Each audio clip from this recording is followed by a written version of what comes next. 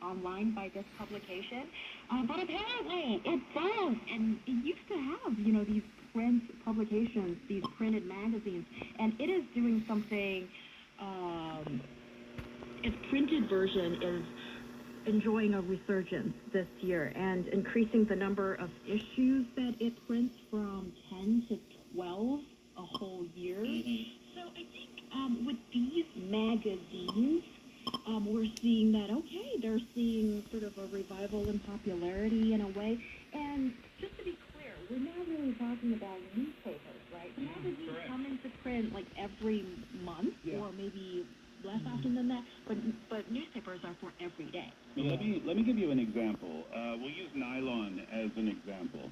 And according to a UK media outlet, Nylon is not from the UK. They're an American publishing company. They were founded in 1999.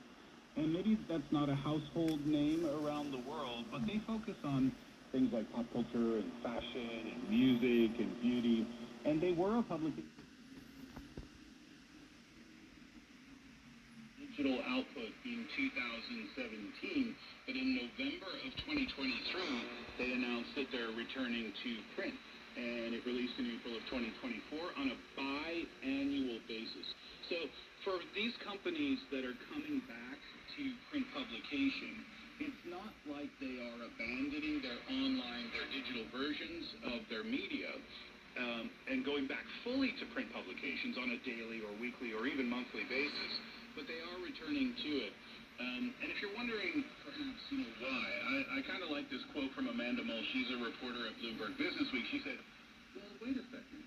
We thought, why don't we just bring back a little bit of print magazine and just see how that goes? And we're also seeing a rise in revenue phenomenon, right? Because the bottom line for any business and publishing houses are businesses. So they're seeing it makes sense here, right? Yeah, exactly. I think, in my understanding, virtually everything is driven by money, and this kind of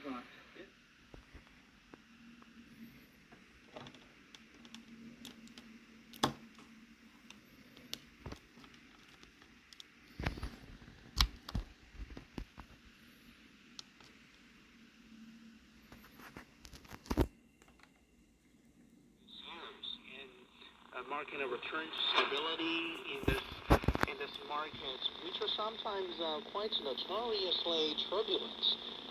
In last year alone, The Atlantic, this magazine that's you mentioned earlier, it's reported a 13% increase in terms of its print subscriptions, while other highbrow titles like New Yorker and Harper's are also seeing similarly positive growth trends. So the bigger trend is there, and I guess another part of the story is the new age cohorts, the younger generation, are in many ways the driving force behind this kind of comeback of the print media, not print media, but print version of magazines. Yeah, this is a niche market, right? And you mentioned a couple of media outlets, one of them being the New Yorker. Now, magazines cover a lot of different topics, right? Just like if you go to a news media outlet, they have lifestyle and the environment and world news and things like that. These magazines cover all types of topics as well. And the New Yorker, I've read a little bit of the New Yorker. I don't subscribe to it. But when you said highbrow, the reason you say highbrow when you talk about outlets like the New Yorker is that these articles in these types of magazines are really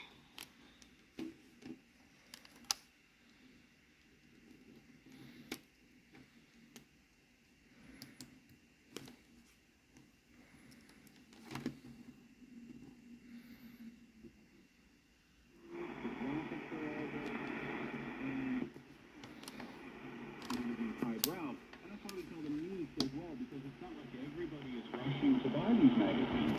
But the people who enjoy it, my opinion is the people who enjoy it almost prefer to have the magazine in their hands than reading a book. And also, since you mentioned Harper's, I assume that was the fashion-related magazine, and I still remember as a kid or teenager growing up, I used to I'm never a subscriber either because subscriptions can be so expensive, but I used to. Magazine with the car that I absolutely love, a star of a model that I like, and yeah, look at some of the articles. But anyway, and when I rip out a page and stick it on the wall, I remember a lot of other teenage girls did the same because we love the beautiful pictures, photographs, often done by world-class photographers or particular designer brands or whatnot. They were kind of pieces, modern days of pieces of art. Yeah. And I wonder, if they could see better days as well, because, we've all been around for more than a decade. And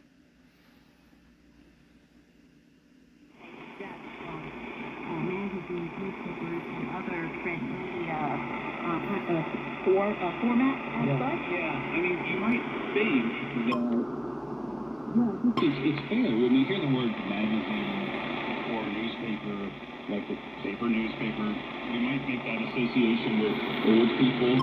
But it's not the case. Thinking you mentioned it, it's Gen Z. Gen Z was raised on the internet, and it's ironically perhaps Gen Z that's helping to lead the charge in the comeback of print media. There was research done by the Association of Magazine Media, and this is what they found. This is really interesting. 55% of Gen Z reports buying or reading a physical magazine in the last year. Of course, that means 45% did not, but still, I think if we guessed at what that statistic was going to be, I would have guessed 10% maybe of Gen Z read a magazine or a print magazine, but no, it's 55%. So why do you think that is? Are readers clamoring for a print copy to hold in their hands?